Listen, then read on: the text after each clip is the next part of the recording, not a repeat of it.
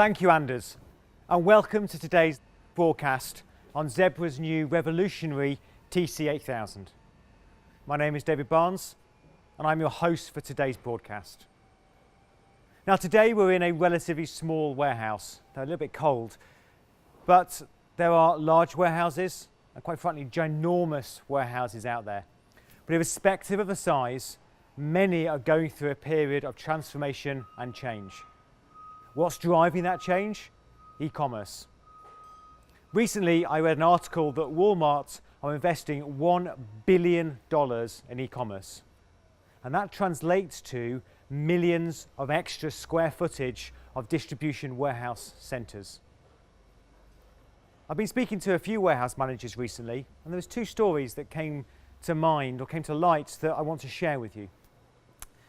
First one of those, the warehouse manager were talking around their operations and how to improve the efficiencies. And he showed me his 11-year-old mobile computers. I just questioned, I said, why are you using such old technology? And he said, they might be battered and bruised, but they're still working. He said, they're still delivering me what I need today with my Terminal Emulation. And that's a pretty typical story of many warehouses. They're using technology that's just working. And why do they need to go and change them? Now, the second story comes from an operation which is much more focused on e-commerce. And they said, we're expanding buildings, we're speeding up conveyor belts, but my people are working at maximum capacity. And my challenge is, how do I improve productivity of people? Now, today's warehouse is becoming a spotlight in many large organizations.